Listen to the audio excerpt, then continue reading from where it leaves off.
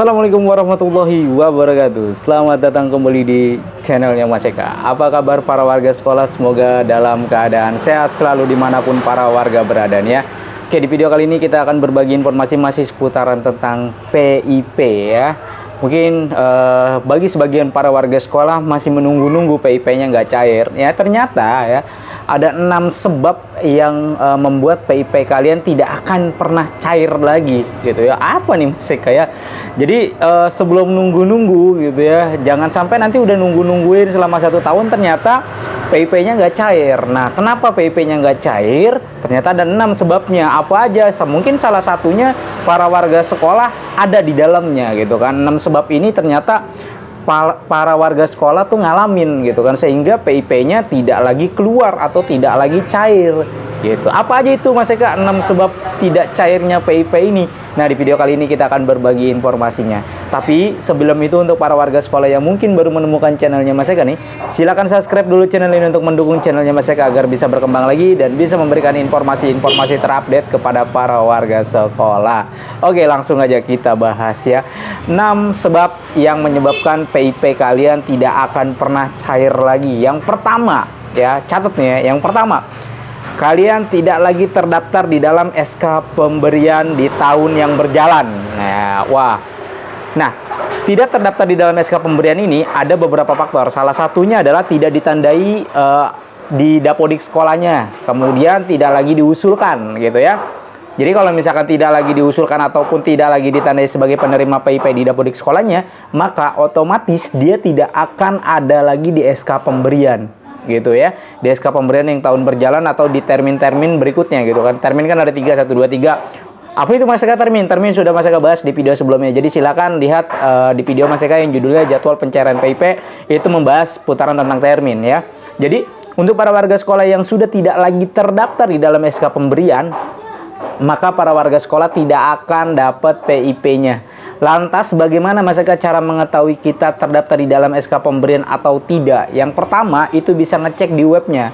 Namun webnya terkadang tidak bisa dijadikan patokan gitu kan. Tiba-tiba webnya error, kemudian datanya belum update dan segala macam. Baiknya untuk melihat SK pemberian, para warga sekolah bisa langsung konfirmasi ke sekolahnya. Tanyakan baik-baik ke pengurus PIP di sekolahnya, bilang, "Bapak Ibu, boleh saya melihat SK pemberian PIP tahun 2024 atau di tahun yang berjalan?"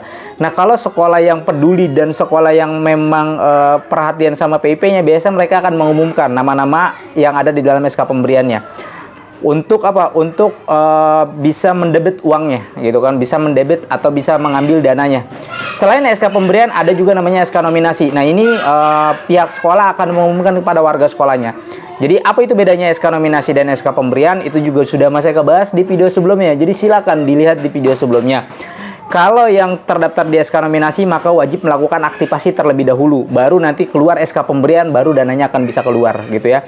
Kalau dia tidak terdaftar di dalam SK pemberian, maka dia tidak akan menerima PIP lagi gitu ya. Jadi kuncinya adalah di SK pemberian untuk siswa yang masih aktif. Kemudian yang kedua, PIP kalian tidak akan pernah keluar lagi kalau kalian meninggal dunia gitu ya.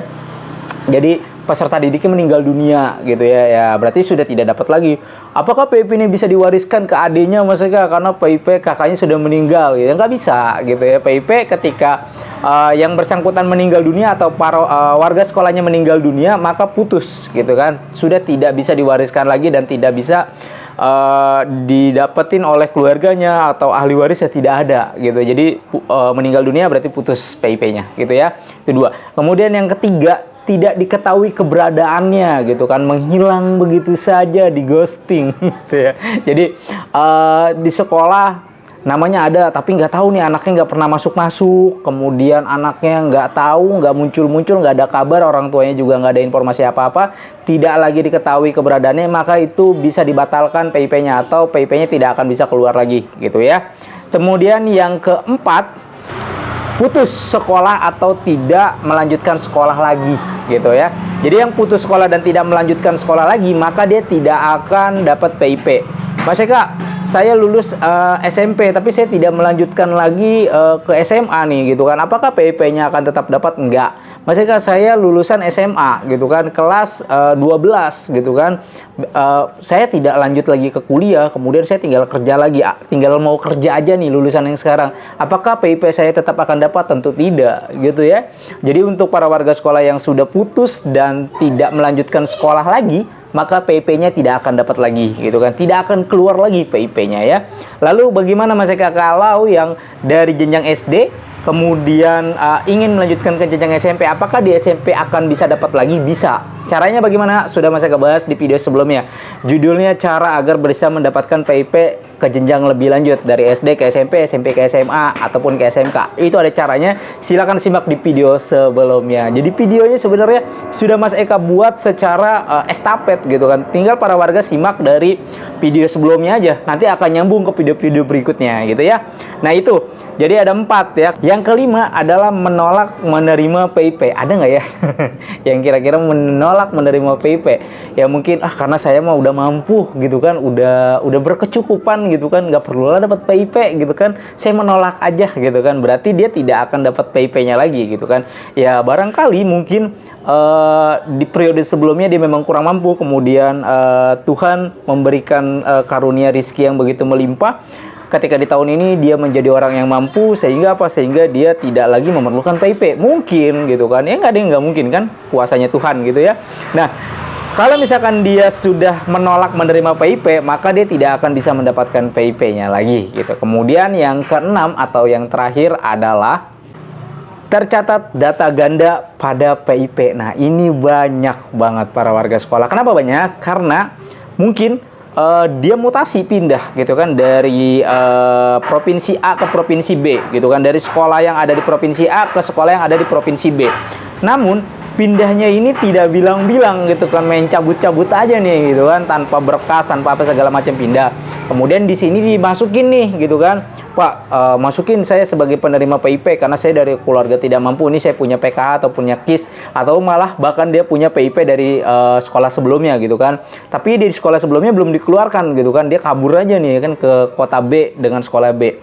Bawa di sekolah B didaftarin, di sekolah A didaftarin, maka terjadilah data ganda PIP, maka tidak akan bisa menerima PIP. Dan hal ini banyak banget terjadi untuk para warga sekolah yang mungkin pindah begitu aja tanpa prosedur yang benar gitu kan. Jadi pindah kabur-kabur aja gitu kan, cabut-cabut aja nih. Biasanya banyaknya dari sekolah swasta ke sekolah negeri nih ya.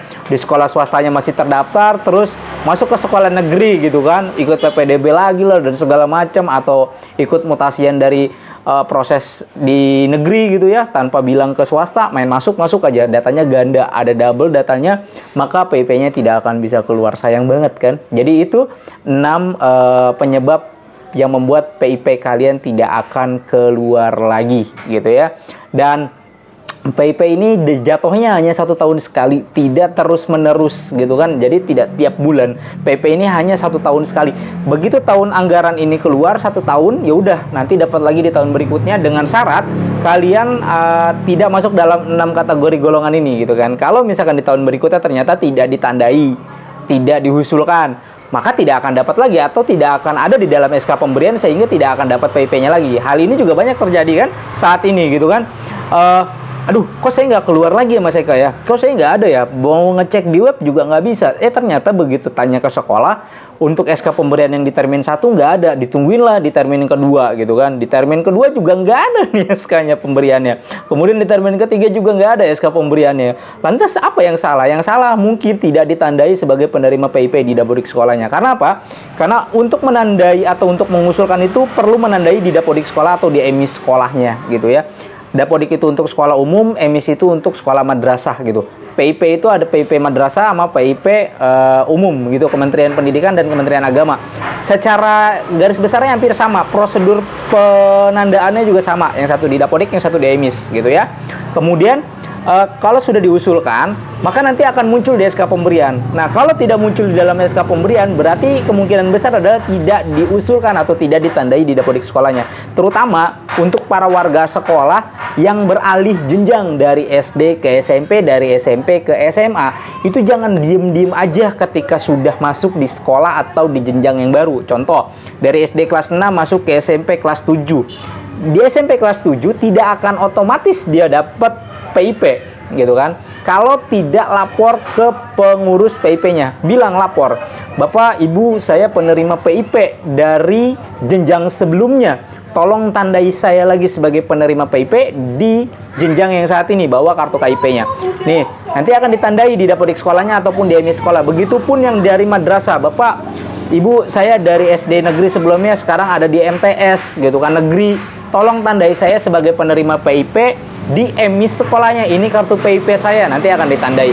Kalau misalkan madrasahnya enggak, dari sononya gitu kan, madrasahnya enggak baca, coba buka di PIP Kemenak ya, di situ ada juknisnya, sudah dijelaskan ya. Kalau misalkan madrasahnya bilang nggak tahu ya, berarti madrasahnya tidak membaca juknisnya, gitu kan. Kasih download, kasihin aja, suruh baca madrasahnya. Mudah-mudahan bisa nambah ilmu lagi dan nambah wawasan PIP-nya. Jadi nggak begitu ditanya nggak tahu, datanya datang dari langit, gitu kan, datang dari surga, datang dari neraka, datang dari mana entahlah itu, gitu kan. Jawabannya ngawur, gitu kan.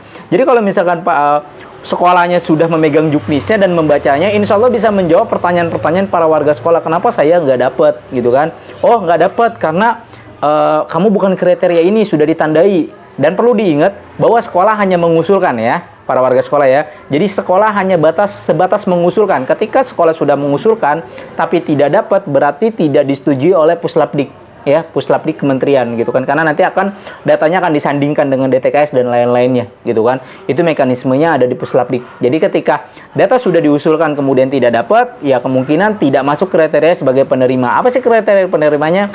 Nanti kita akan bahas di video berikutnya, kriteria penerima PIP agar bisa mendapatkan PIP apa Mas Eka ya. Oke, mungkin itu aja informasi yang bisa Mas Eka sampaikan. Mudah-mudahan informasi ini bisa bermanfaat untuk para warga sekolah. Jangan lupa bagikan video ini kepada para warga sekolah lainnya agar para warga sekolah lainnya bisa mendapatkan informasi yang sama. Sebab apa? Informasi PIP ini masih sangat minim dan sangat dikit. Jadi tolong bagikan kepada warga sekolah lainnya agar para warga sekolah lainnya bisa mendapatkan informasi yang sama, terutama perihal aktivasi. Kalau misalkan tidak bisa diaktifasi atau tidak diaktifasi sampai dengan batas waktu yang sudah ditentukan, maka dana PIP-nya tidak akan bisa dicairkan, akan dikembalikan ke kas negara, dan ini sangat sayang banget. Jadi mohon untuk para warga sekolah yang melihat video ini, silakan bagikan kepada warga sekolah lainnya, sebarkan atau share ke grup-grup WA sekolahnya atau ke grup-grup sekolahnya agar warga sekolah yang ada bisa dapat informasi yang sama. Oke, Mas Eka undur diri, sampai jumpa di konten berikutnya. Wassalamualaikum warahmatullahi wabarakatuh.